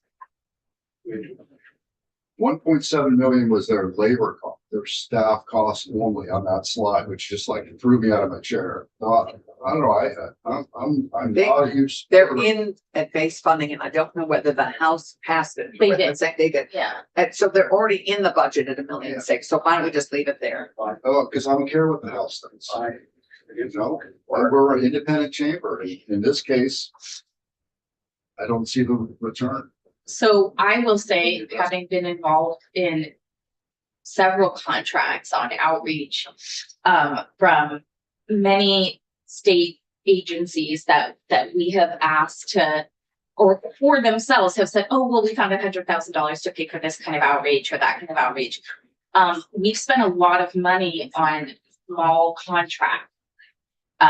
For the work that LAOB is now doing in-house. This is like having, I mean, I was once had facilitation from someone at the Department of Health that was like not professionally done. The Land Access and Opportunity Board is becoming an in-house facilitation, outreach, communication, engagement, resilience building organization that is supplanting a lot of contracted dollars that I think went to waste before they're.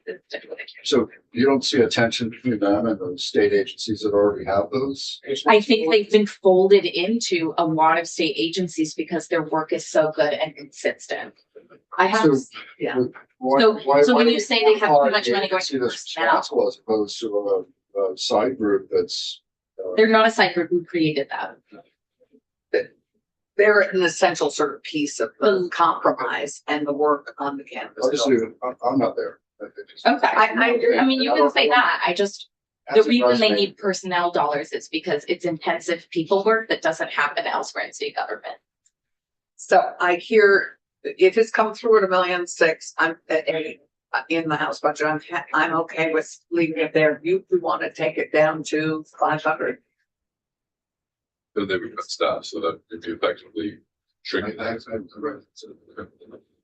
I wouldn't support that without more testimony and dive deeper into what they're spending the money on. I'm fine at the 1.6 that they currently are at in the budgets, but I hear you. And if we had more time for testimony or wanted to revisit what that money goes to, I'm not. Okay, and we can all weigh in and approach with our various people. Then we'll leave it at 1,006,800. Okay, so the investigator position is designed to be self-sustaining, so if we're gonna leave that in at, even though it's an initial piece, it's it and the study for accessible deletion, they're critically important, those consumer protection pieces, that I would leave those in as we have sent them. What? The two pieces of consumer protection investment that we have, one is the investigator position at DLL, which initially has to have a general fund, but is designed to be sustainable from fees and fines. And so for me, If that's it's coming from the tobacco settlement. yes, exactly. So it's not money that we have to do from the general fund. I would support us. The governor doesn't want it. I mean, okay. It's Well, very low no, but priority. We're still in discussion. I'm advocating that we cut the $50,000 out of H211.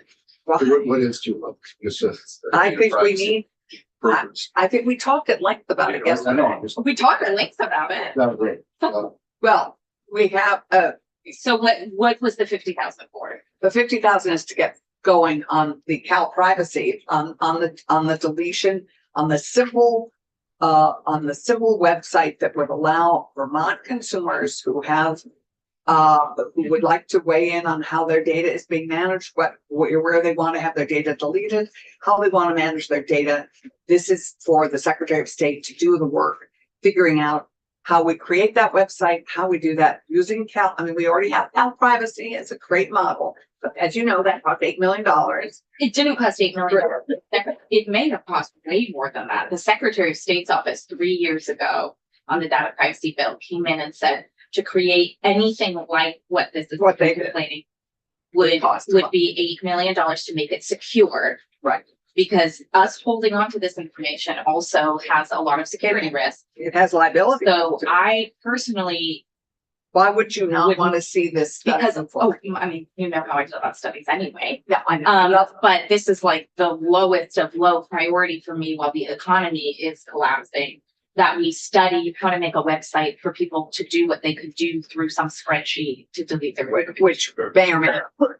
Okay, so it'll be a Now, lower. we understand that in the event that there's We haven't even successful, quote unquote, it will be enormously expensive to do, and we don't have the money to do something Yeah. like that. This should be nowhere near us having appropriations right now. We haven't passed the bill.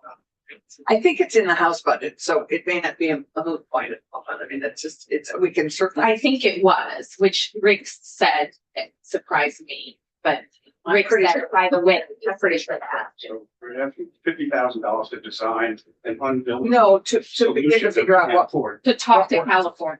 I'm Well, not. no, okay.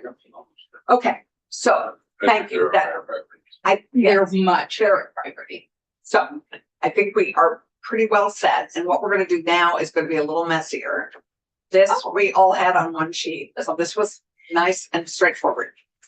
One of the challenges for anybody listening is that we have a huge jurisdiction. In the budget, we have a jurisdiction, economic development, housing, liquor and lottery, cannabis, gaming, sports betting, labor, and consumer protection. The tentacles of those costs in the budget are enormous. Andy sent us several links for us to review some of the appropriations within all those fields. It was too much to do to pull those all together for us to see them easily in one little sheet. So we're going to begin by looking at them now for 15 minutes until we move. I think, okay. We're going to look at those for about 20 minutes and see if we can figure out how to make this work for us to go through. So Does that I work? guess just to contextualize a little of the complexity here, Thank there you. are separate documents. They're on the JFO website, but there are separate documents that account for the budget as a whole, changes to base funding, one-time appropriations, transfers, reversions. So we're talking a constellation of different documents we're to look at that touch in your space here. And so I don't know if you could maybe start with one times or It's good. maybe that's the most sensible place to start. I can show. John, thank you. Like that. See you later. See you during the course of the day. So should we start with base or one time? If it's base, it's less, what would you suggest we start? I think maybe one time is probably the lowest hanging fruit. Do you want permission to share your screen and navigate it and walk us through? I know Kara has the link that I can Okay, show her. great. Let's- Can Can we put it up? So we're gonna try and do this in a way that makes sense. And I think as we review it, just note what your priorities are as we go through them, okay? I apologize, there was no easier way to do this. It's just too big. I know you're laughing. No, it mirrors what happens to appropriations. They have to take feedback from. Yeah. People don't know when or how to get their needs in, and I think Senator Kitchell would always say, like, the average Vermonter doesn't have an advocate, Right. so sometimes the most important things come later. Yeah, sometimes that is true. Okay. Here, this might be the biggest I can get it while on one page. I can zoom in. What are we looking at? So this is the Okay, can you make it summary bigger? of all the one-time appropriations that are in the House passed budget. Okay, Oh. so if you can make it a little bigger Yep. and make it full screen, Thomas is gonna help you. Well, This is the, okay, Well, Right. here. okay, great. Wow, and how many pages is this, Kiara? I think it's just one. Do you think you could get Tony to print that out for us? I most definitely can. I can't while I'm sharing the screen Okay, right now. great. So let's look at the screen. And can you, Kiara, can you read out for those who can't see that, just read them out line by line and how much? Starting right at the beginning. Well, Or Patrick, you could, okay. give a Thank little bit of time. These are all one-time appropriations in the budget. It's all the one-times. not Oh, this isn't just our area. just- Okay, so could you sift through and see which are, as your young eyes, and you call out the ones that are in our area? So let's see, on line 24, the 1100 E1, that's where you have the BOREC grant. It's 500,000. Serve, learn and earn. Can I suggest that highlight that block or highlight that line somehow, just to indicate that it's whatever, somewhat within our jurisdiction? Yeah, and exactly, and also just call out the reference, it was E100, the VOREC 500, Yeah, so you see on the left-hand side, it has line numbers. but I can't read those, so you're gonna have to let me know. What is it? E in the budget, B 1100 E1 B 1100 E1, and then B 1100 E2 is the certified credit. okay, and that's for, how much? Oh, sorry, 300,000. Okay, Then so that's our workforce development, then economic development, yep. And we could capture this in a way which we have the detail of what it is we're highlighting. That's what you have to go back and look at the other link that he sent you that have the words. I know this is a big, I apologize, but this is What what, appropriations has to do. this is the letter I sent you and I'd love to have you look at it because we can look at it again tomorrow morning. But this is what Andy is wanting us, if we have time to also weigh in on, the most important was to weigh in on the things we've already passed. So Patrick, if you could, you have the lens for us to what's our jurisdiction. so then you have two one-times for DHCD. That's the 1100 F1 and F2. Sorry, maybe you already said this, but just to put it in the biggest universe possible, did the House go above the governor's budget total? Or did, and Well, so everyone still needs to meet within the balanced budget. You're still gonna be, both bodies are gonna be, operating within what the consensus forecast for that fiscal Okay. year is, so that would be the target in both. was it, did they have a higher amount to work with from the latest forecast that the governors recommend? They're both working from the January The January, forecast, yeah. okay, Okay, this, can you tell me what that amount is for the The general total fund? amount. let's, Give us a second, yeah. okay, let's drive and I can look at that. Okay, Yeah, let's just keep looking through this, because at 11, we're turning to another bill. So we have server and learn in for 300. We have DHCD one, for manufactured home improvement repair program. yep, and then rental arrears. That's the other one. Is the rental, and that's also DHCD, that's rental arrears. Yep. These are both great, that's, yes. And sorry, how much are they each for? 800,000 and 1 million. And 1 million is the rental arrears, That's correct. right? You have two for DED. No, we have the economic development, the capital that's there for DED, yeah, right? Yep. And professional color, as you'll recall, is not actually to them. It's a granted out amount, which is not them for running their operation, but it's already been granted, I believe. That's what her testimony was. It's granted out to one of their. Okay. Rented out for. Granted out, I can't remember, but it's there. But all I know is that, Wei said that it was not to run that part of supporting Vermont professionals of color directly. it was supporting an entity that it had been granted out to an entity, I believe. And that I'm a little messier with, but it's in her testimony to us. Which would be fine. So AED in schools, youth council, community outreach, okay. Day shelters, this is really not less ours and more home and health and welfare. Anything else that, So there's also a section of bills with one-time appropriations, so they're captured within the budget construct, but the appropriations are living in the individual. okay, bills. so we're coming down to, I see, wait, line, whoa, don't go beyond Advanced Vermont, but we have our Advanced Vermont here. Keep going back up. Yeah, there's a workforce development piece in Advanced Vermont. Tom Cheney is here. And that is an appropriation of 200,000, I think, to DOL, is that correct? Interesting. And Tom, is that for, can you just share with us what is that for specifically? Tom Cheney, Advanced Vermont. Yeah, that is for line our is it? organization to support My Future VT, which you're aware of, and our Graduate with a Plan initiative. What's the number? And our request was 600,000 base. And you have, do you have anything in the base? No.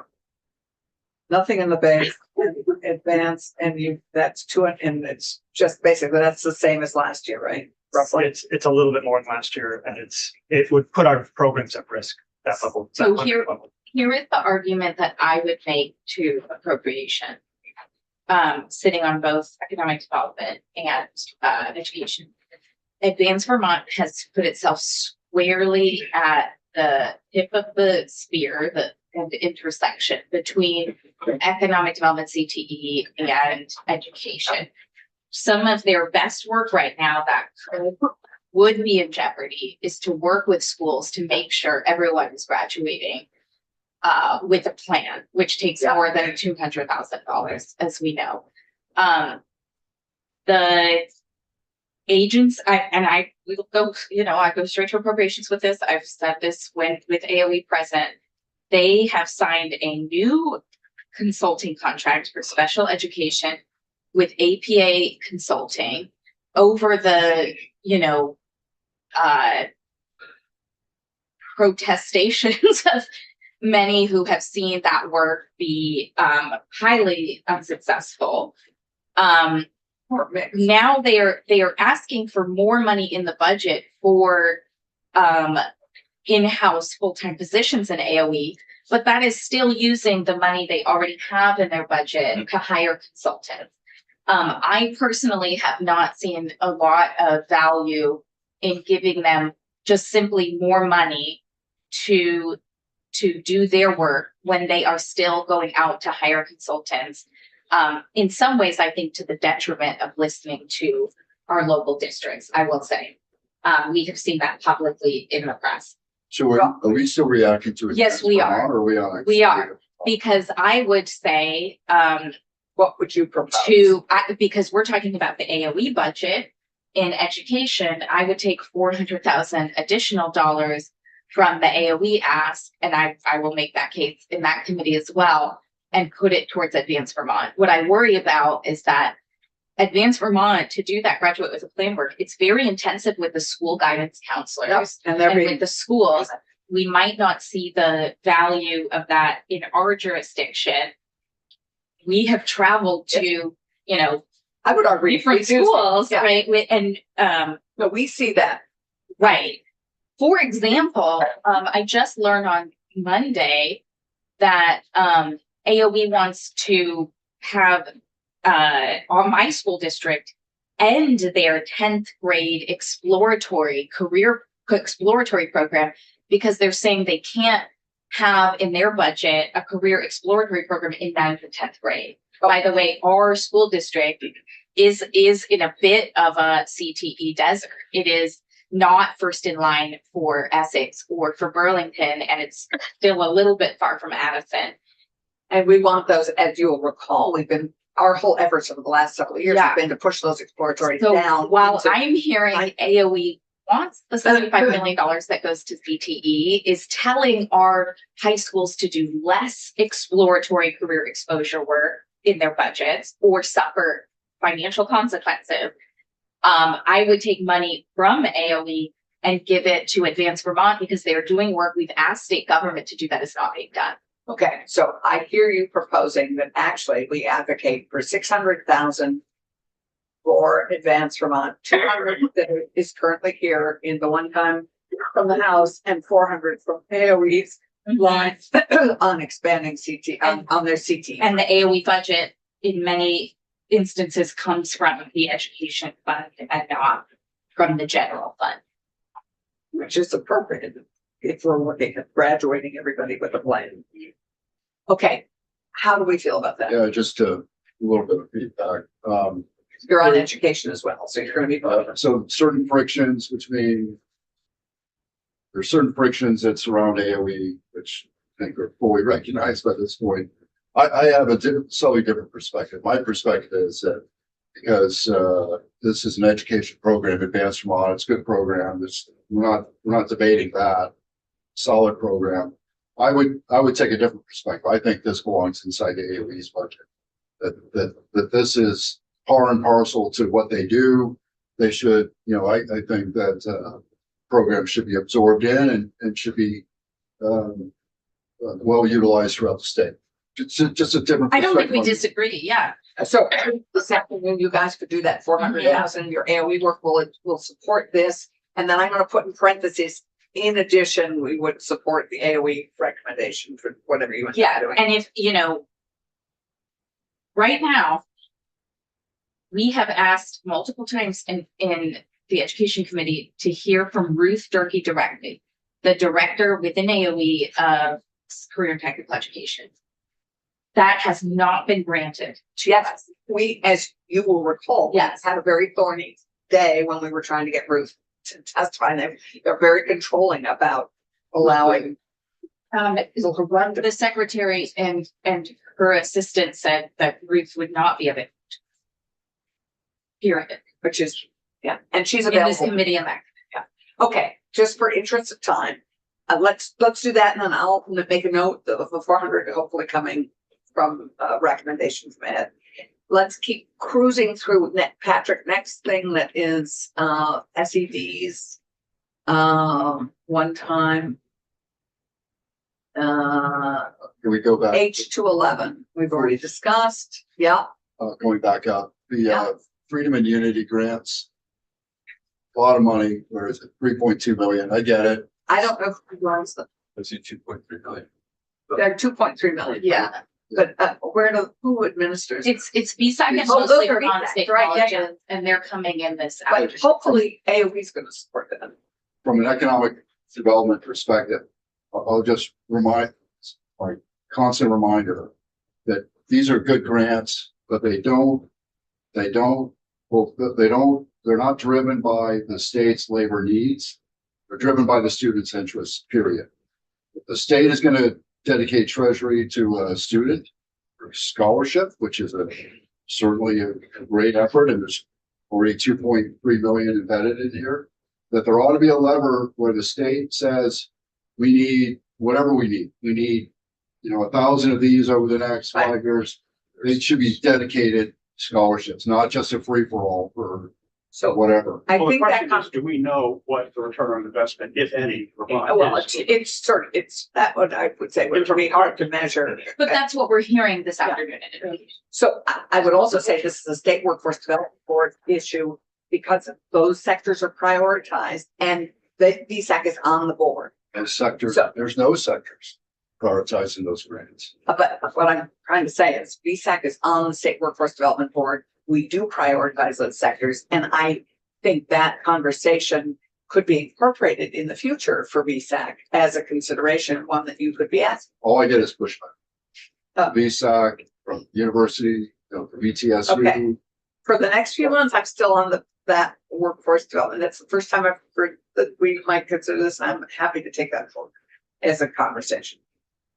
Well, the issue when we give away money, we have to know what we're getting for it. And the issue of measurement and accountability is critical. Yeah, I bet We have to VSAC doesn't find what answer we for that. want and then determine, are we in fact getting it? I bet VSAC doesn't answer for that, and that's something David and hope you and Keisha will be discussing with them this afternoon. Let's keep going because we have 10 minutes to finish at least the one time. Anything else that is us related? Data broker, yes, we've already discussed that, and that's low on the list.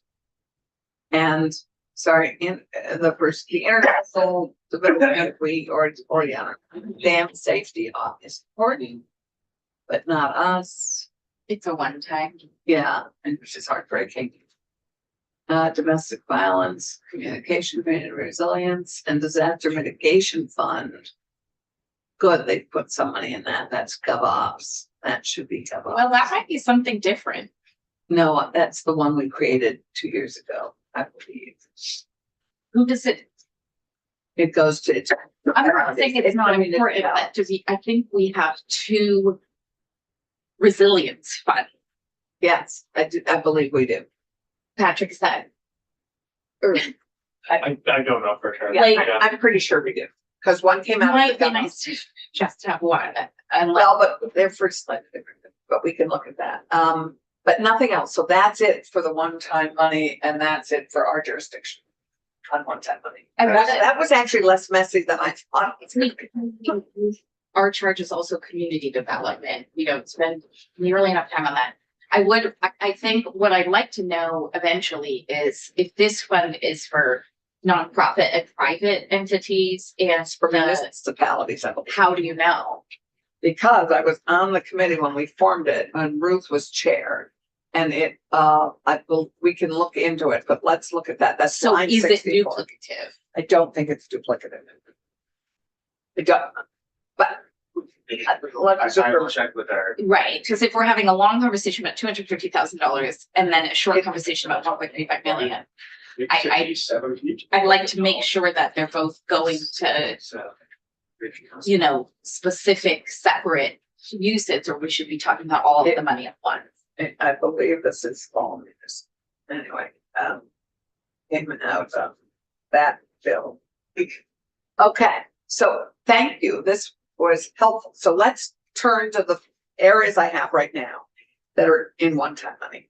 We have VOREC, we have Serve and Learn, we have DHCD. Madam Chair, was that our getting everything on the table part? I think that's it Okay. from one time. The embedded base stuff we could also do, but There's one other document on the same page, as this one was from, that is for base changes. So it's not everything in base, but it'll summarize everything the House is proposing to base amounts they're proposing to change. okay, so could we look at that now? I believe Kara is going up. Kiara, you're divine. I just want to put a plug in for above a lot of other priorities for the benefit of sisters because that's where people walk in and get unemployment assistance, benefit assistance, job assistance, just any assistance they need and draw down federal funds or achieve. Yeah, and health and welfare's gotta come out swinging on that one, and they have an embedded member in appropriation, so Well, as long as you're having that conversation. let's I weigh think in. that's more important. Yeah, I agree. Let's weigh in with, Ginny and Andy. Okay, guys, here we go again.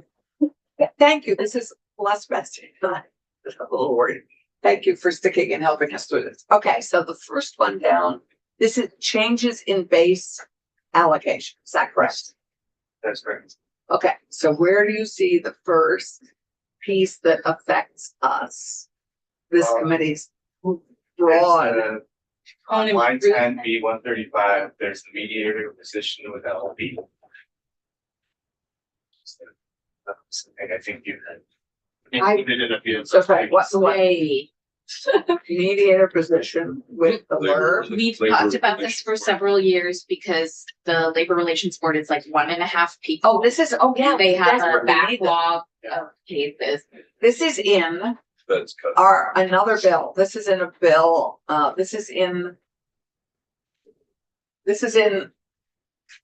We passed this. This We year you support had it. a bill, I forget an exact number, where you had contemplated this position, but it ultimately did not include it. The house, because the house was Education going to include it. Rehabilitation bill. Is that right? Right, but the house was gonna include this. And the House had a sister bill, if you want to call it that, and the appropriations committee moved that language into the budget. Okay, So that position is included at the base. Great. great, we would support that. So Yeah. what line is it? I think every time I've gone to report the labor bill in Senate appropriations, I brought this up, so I Yeah. think they know we think this is. really No, important. I have two. So what line is it? It's 10. P 135. That's correct. P 135. Labor relations. Cameron's asking if we need Yeah. him this morning. We do not need you. There's a privacy setting. I know I need to change. But it's for all of us. Yeah. Okay, and that's for, remind us what that's for, the mediator position of 130,000. Yep. Seems, okay, next one. 13? Improvement specialist position. I don't, Oh, is that the contractor registry? We heard about that last year. Not sure. Is it- I don't know what that is. Program, so I think consumer advocacy program or assistance program, it's an important position with all. This, yeah. It's in the This AG. originated in our contractor. Last year, I don't remember where it landed, but. B 200. The house Uh, is shifting or adding to the base. 9,000. And it's for 90,000 or nine, Looks like. 90. it's for 90. Did this position get cut last year? I'm not Maybe sure. it was one time. I think I don't even know if it's been funded every year as one time. Okay, let's add, I will ask Todd Delos. Todd, if you're listening, I'm gonna be asking you about that specialist position. Okay, keep going. Oh, this is working out okay. Sheriffs, a challenge there is our.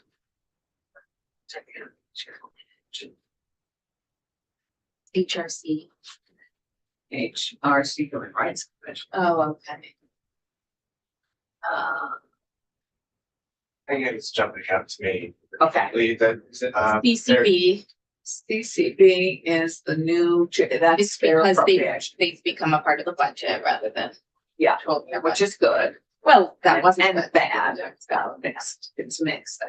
I went to appropriations and said it has not been good from the CCB's perspective, and we've asked them to do more without getting the same resources. Okay, Health, okay, keep going. Housing, what is the DCF? DCF. $10 million. And this is for the rental, this is for, hotel, motel. What is this? Shelters, Ted. What line is it? It's B 325? Emergency Yeah, housing. this would be in the emergency housing kind of bucket. Okay. Yep. Okay, not really our jurisdiction, but one we can have some support.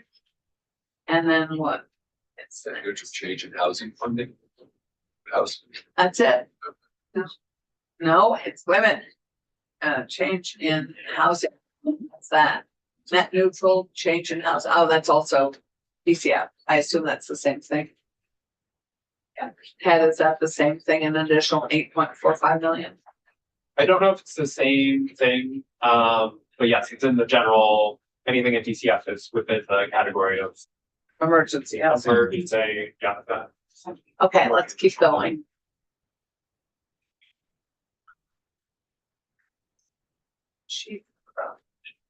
Disability housing. And This is the opioid Dale. recovery. This was already incorporated. Good. Yeah. B 329. They just put opioid recovery employment in two different places. In the governor's versus the, There may be two different things. it's like. Base, Wow. Okay, sorry. Yeah, what's next? Glad you guys can see this so well for you. Where are we? Are we down to VHIP? An increase? VHIP, okay, great. And it's in the budget at 4. And the question is, we are prioritizing that at 4.5. Not 5. Okay, keep going. Right, how much more do we have here, Kiara? There's only 2 pages, so not much. Okay, great. You're getting close to the end. Just a bit right here. Okay. Okay, so on B3, the additional property transfer tax. Finance, are you making, we might, Finance is having their walk through that bill this afternoon. okay, right. And then the last bit is down payment assistance tax credit, and this is all tax credits. These are all miscellaneous tax. Wait. I'm trying to make sure I understand, because like, This is revenue. it's exciting. This is saying that the property transfer tax brought in 3 million more than was forecasted, Correct. I believe, no? no, that's just what's in the budget. So Bernadette, the additional property transfer tax line is simply referring to The, the notwithstand, like oh, adding okay. additional revenue to the. As far as I understand, the property transfer tax is pretty close to 100. Oh, okay. Just, And there's not, a Added huge the bit- high- yeah, but that's Yep. money. And so what we line have. is that? B3 in revenue? so that's, yeah, $3.08 million in additional property transfer tax revenue, and that is saying, yes, different from the statutory allocation, because that's the additional revenue that's available to make use of the budget. Great. That is very exciting. Okay, and then the rest are. Where did the Meals and Rings tax money go? Well, I'd like to have a lot more of it going to house. So property transfer is being shifted into the T fund, while correspondingly some bills are being shifted into the education fund. What? What? Wait. So That's so did the exciting. governors recommend move property transfer tax money into the transportation fund? This is Meals and Rooms. So that- What- Yes, so It's supposed to be going into the ed fund. So maybe prep pause. There is and I don't know this super well, this is so the governor's recommended budget had, moving a portion of the purchase and use tax out of the education fund into the transportation fund. And so the House had a few more changes to essentially, Was that the purchase and use tax on vehicles? yes. Yeah. Yes, and so, yes, this is. Which what- one's going to the ed fund? And so there Well, were, but I mean, I get it. yeah, and then the House considered additional changes to change allocations of the Meals and Rooms tax to hold the education fund harmless. And then there was and I know that piece, and then, And that's, and then the additional piece, which finance will hear about later. Was that the language for the federal tax changes in HR. Making these, making discrete decisions about what the state would adhere to, what it would not, Right, To make that's the probably, general- to that's make the this- miscellaneous tax. to make the general fund whole. So it's shifting a bunch of allocations for like every. Fund, Okay, So, okay. Yeah, so I'm not get too worked up about this, because wouldn't it make like the buy down of property tax? Why do we have to shift all these other things around? If we're buying down the property tax? the impetus for a lot of this was to help the transportation fund with its sort of chronic inability to raise funds. that it needs. but it's not in fact raising the 32. What the House is doing is they're actually changing some of the percent allocations, which was Okay. permanently. So that purchase and use revenue will permanently going forward and adhere to that allocation percentage. Is it a reallocation of the percentage? Why couldn't they just reallocate money that comes from purchase and use related to vehicles? Well, in a sense, That's what they did. so the governor Is it a kind of climate sent over, thing? the governor sent over like a dollar figure transfer, whereas the House sent over a permanent change of percent allocations. Does that make sense? It does, although that's sort of a different policy change. and yes, you would have to talk to your colleagues in the House. on why Okay. they- So, Okay. yeah. So was the governor's original proposal to try and just tie the transfer of that purchase and use amount to vehicle purchase and use? And I don't want to speak for the governor's office. These are all kind of bigger policy questions than we should be answering. We can Okay. talk about money mechanics and kind of Yeah. dollar amounts that are flowing between funds, but yeah, in terms of who's overarching policy goals, of those changes, yeah. These are just like finance questions though. This is great. I'm gonna stop us here and we're gonna take a 10-minute break, come back at 11:15. This was great. We actually did what I thought was gonna be a little messier, but this was I very do have to helpful. run the. Here, but I'll catch up to you. print out the pages that we just did, just so we can look at it again for tomorrow before we finalize. Yeah, well, you- Thank you. Yeah, well, What are we doing? we're doing ticketing. Thomas, thank you. Thank you. And Amy, you sound very ill. You should go home. I sound worse than I feel. You did your job quite well yesterday from home with the. Maybe you need to be.